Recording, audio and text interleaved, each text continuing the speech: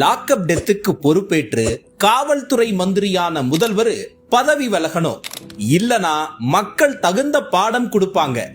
ஆட்சிக்கு வரணும்னு ஆசைப்பட்டு மு.க. ஸ்டாலின் பேசின இந்த வார்த்தைகள் மடப்புறம் அஜித் குமாரின் காவல் சித்திரவதை மரணத்துல அவருக்கு சரியா பொருந்திருக்கு. கடந்த அதிமுக ஆட்சியில கொரோனா ஊரடங்குல கூட சாத்தான்குளம் போலீஸ்காரங்க இரக்கமே இல்லாம ஜெயராஜ் பென்னிக்ஸ அடிச்சு கொன்னது நாட்டையே உலுக்குச்சு. அப்போ எதிர்கட்சி தலைவரா இருந்த ஸ்டாலின் நீதி கேட்டு வீடியோக்களை வெளியிட்டு ஓட்டு வேட்டா நடத்தினாரு. உயிர் பலிக்கு நிச்சயம் பொறுப்பேற்க வேண்டியது முதலமைச்சர் தான்.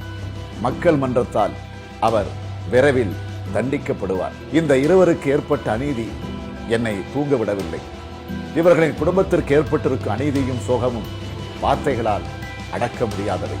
எதிர்கட்சி தலைவரா இருந்தப்போ ஜெயராஜ் பென்னிக்ஸ் மரணத்திற்கு நினைச்சா தூக்கமே வரலன்னு சொல்லும் ஸ்டாலின் தான் முதல்வரான 4 ஆண்டுகள்ல நடந்த 24 காவல்துறை மரணங்களுக்கும் தூங்கிக்கிட்டே தான் இருக்காரு.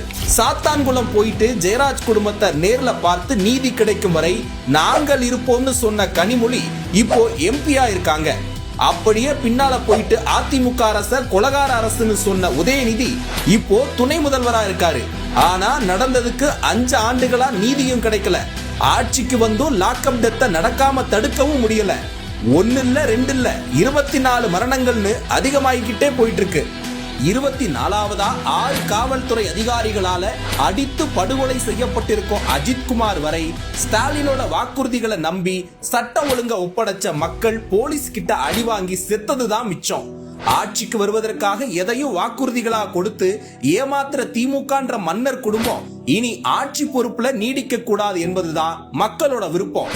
இந்த அநீதியாளர்களோட திறனற்ற ஆட்சி தலைவர் விஜய் அவர்களின் எழுச்சியால் விரைவில் முடிவுக்கு வரும்.